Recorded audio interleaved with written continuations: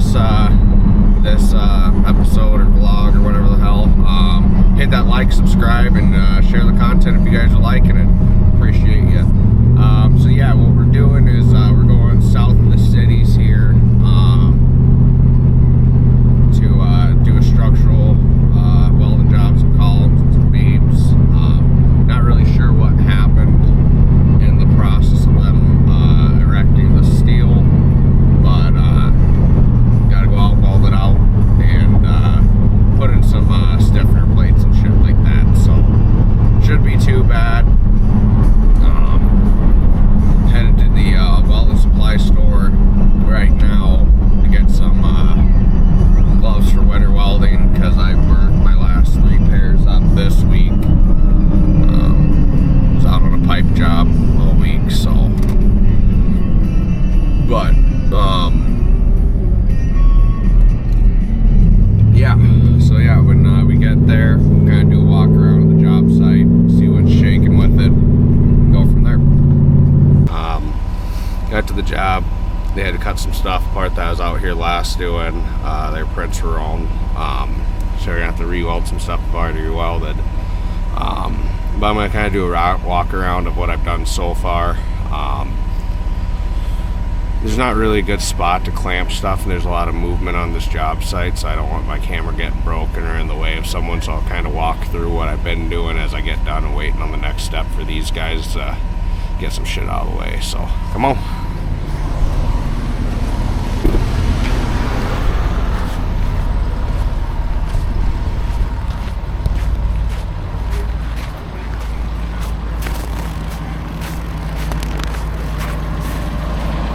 So these guys are removing that wood that's going across there, so I can get a bracket welded in there on that left side.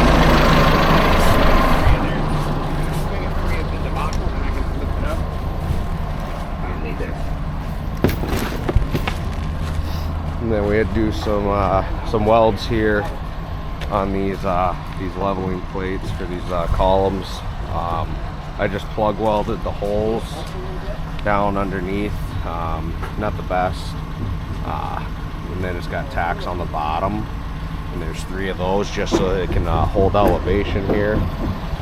That one and that one, and then these guys are gonna be awesome.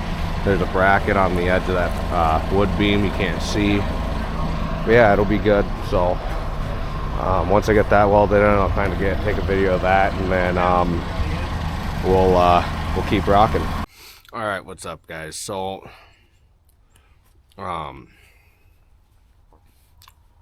let's see here, Jesus Christ. All right, so what's up? All right, guys. So we went and did that job, or I went and did that job down in southern Minnesota, south of the cities.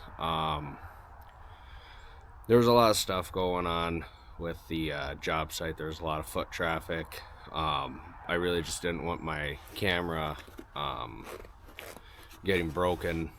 So I wound up doing 2 column welds after what you see before in the video, where I welded that bracket on to that beam at the end.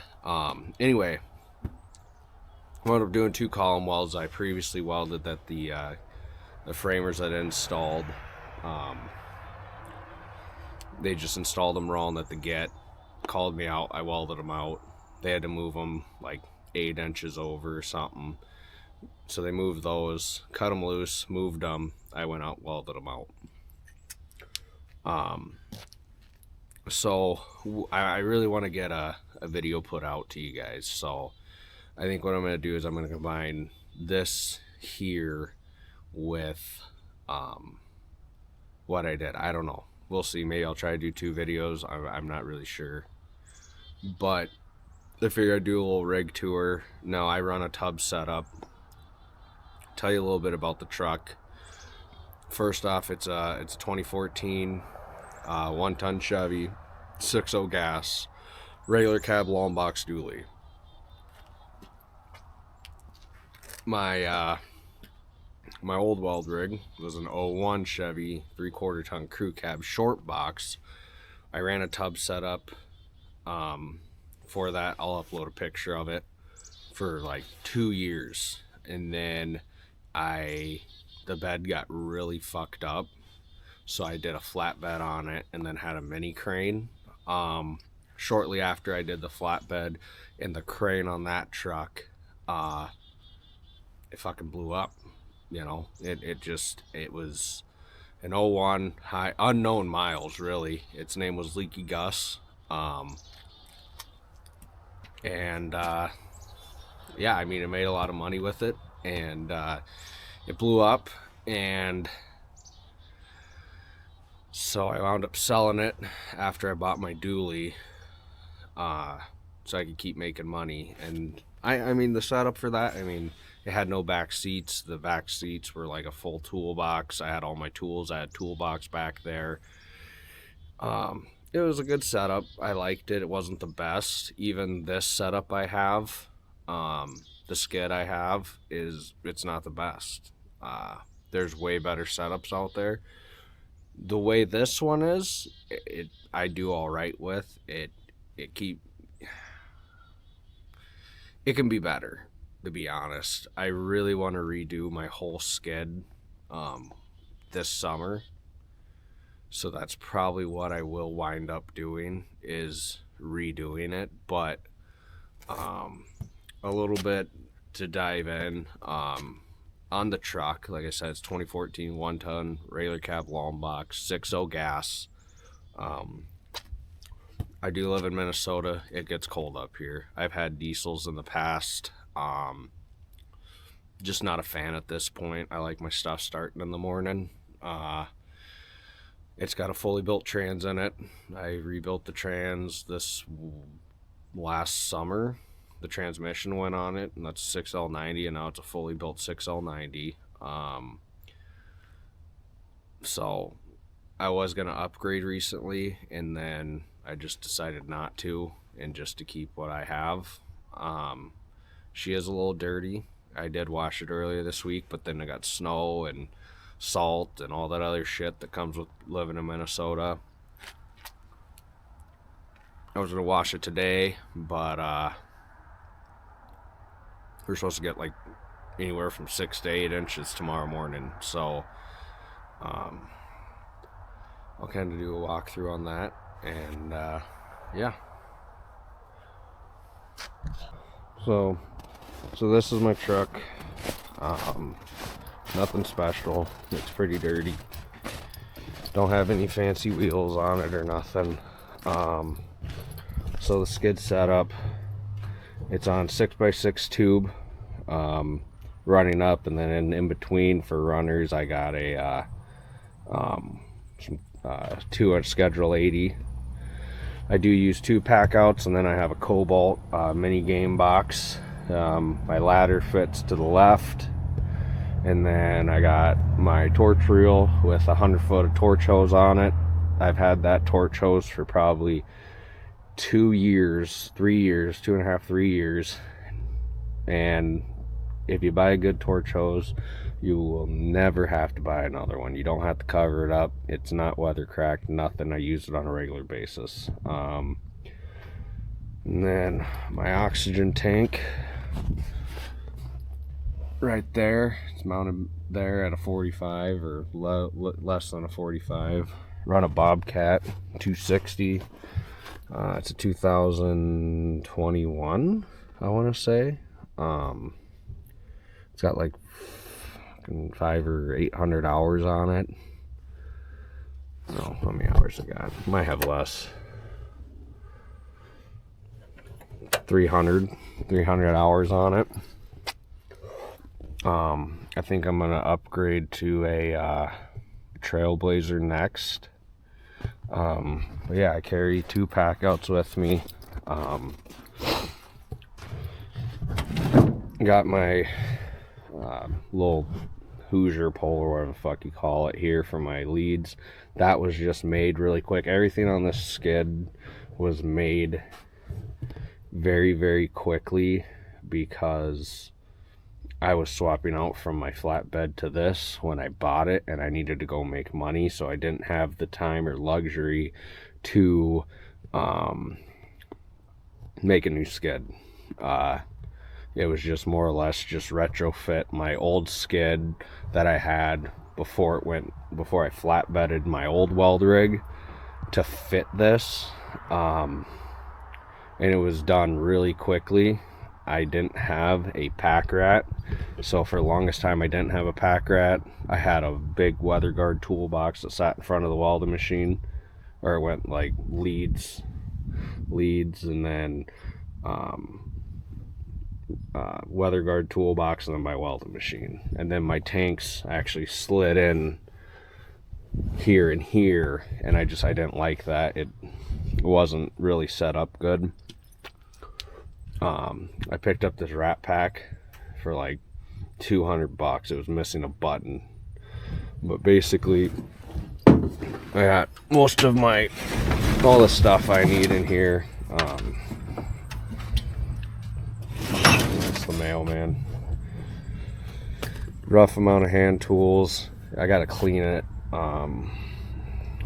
Torch, and then some of my rod, grinder, my whip, more rod back there, and then I have a drill and impact. My 1/2-inch impact is in there. I got my wraparound stuff for my pipe fence, pipe fencing templates here, wraparound there. I got a 2-foot level right there as well, and then I carry a 4-foot in my truck. And then in the pack outs, I have like the top one has got more hand tools, socket sets, 3/8, and then wrenches up to 1.25 inches.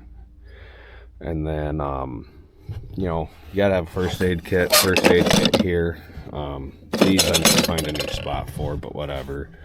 And then I got in my my chest in the back, my mini gain box, I got my 50-pounders of rod in there. I got like a slot that I drew out or welded in some flat bar, and then they sit. Carry my harness in there when I need my harness. Sawzall, other shit, clamps, etc. Lead wise, I have about, oh, for Pete's sake.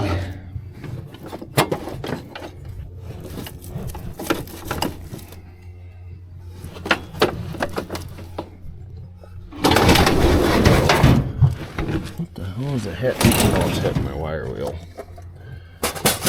There we go.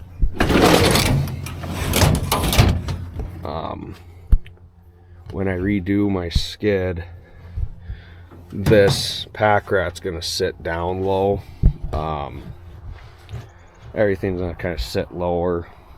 It's like I said, it's sitting on a 6x6 tubes, 2 of them, square tubing, which honestly is nice because I can actually use those for like, I'll put steel in there, slide steel through, move my extension cord, and slide my steel in there. So I have like steel storage. For leads, I have about, well, 100 feet here, and then I have a couple extensions if I need to go further. Usually I don't go any further than that. I carry more extension cords as well. I carry two 100 footers, and then like a 25 footer. I cut with propane. Not the best. It works pretty good. Takes a little while. Takes a little bit longer to it's a little finicky. That's really all it is. It's just, the hell, it's just finicky. Cutting with propane. You guys have seen me in the other videos when I was cutting those I-beams. I was all done with propane. The real finicky part about it is that the wind, because there's no real accelerant like on acetylene, you don't have the acetone or whatever that sits in the bottom or whatever the hell it is. I don't know. I don't know everything. So the wind, if it's super windy, it's a pain in the ass some days. Probably wouldn't have that problem if I use propylene, so that might be what I go to. I might go to acetylene. It's just when I started out, I was really on a budget, you know, when I was setting up a truck. That's really all it was, is when I started 5 years ago on my own. I was balling on a budget. I started out with a 91 Hobart Champion ACDC. I think it was like 225, and that machine honestly that thing was fucking sweet. I bought it off a buddy of mine, and it had custom brushes in it. I mean, he went through and really made it nice. And then I told him what I was doing. He's like, dude, I'll sell you this. Sold me it. I mean, I got it for a steel with lead. And that was on a trailer, and I ran that. And then the whole reason I went to a truck, it was on a little pull behind trailer, and I had a really nasty bump getting onto a freeway one day, and the whole trailer flipped. And the only thing that saved my machine was an oxygen tank that was on the machine, or on the trailer, and the lead rack that was on the side. It flipped the correct way of it flipping. Out of the grand scheme of things, it was terrible, and I thought my whole setup was gone, the machine was fucked. But it really just messed up the body of the machine, the shell or whatever, the panels. And I banged those out with a freaking mallet and painted it up, you know, and let it sit for a couple days, and it fired right off, changed the oil, etc. And it worked good. And I sold that to a kid 2 years ago that was going out on his own out in Wisconsin. He came out and picked it up, and that was a really good machine. I honestly regret selling it. I wish I would have kept it. The only reason I sold it was because the parts to get it were really hard to get replacement parts for it, like receptacles and stuff for the outlets for power and just hand tools. It was becoming few and far between for parts for it. Even though it's a Miller machine, it was like a legacy is what they called it. So any parts after like 20 years goes to being legacy. So I was like, well, shit. Went to a local Welding supply one day, and they had that Bobcat sitting in there for a while, and threw an offer at them. And I mean, it was not the nicest offer either.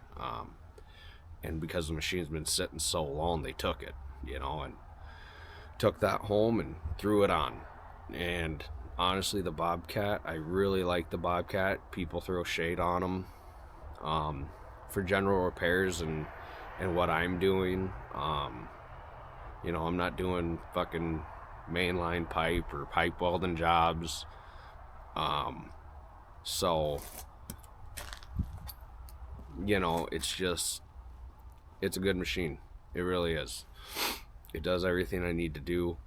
I would like to, I think I already said, but I would really like to upgrade to a Trailblazer.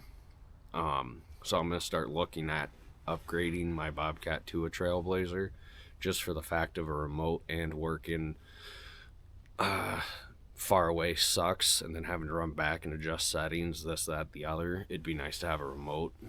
So I might do that.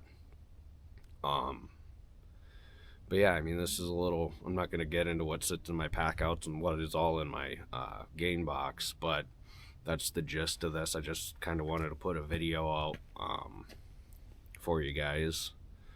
No one's really asked for it, but I see all these other guys showing their rigs, and this isn't the best setup. I'm not saying this is the slickest setup there is. There's a lot nicer ones. This is just one that was in a pinch, that it gets shit added to it and removed and modified on a regular basis. I'm probably gonna do a flatbed down the road, or even like maybe a service body. I'm not really sure. It kind of just depends what I get into as time keeps going on, of which way my business kind of heads in the direction. Whatever direction it heads into, kind of we'll see what avenue I go for, if I go with a service body or a flatbed. The flatbed was nice just for the fact of customization. You can kind of do whatever you want, but Yeah, I mean, this is kind of it. So appreciate you guys. Hit that like, subscribe, follow, share, all that good shit. Ring the bell for notifications, and yeah, we'll see you on the next one.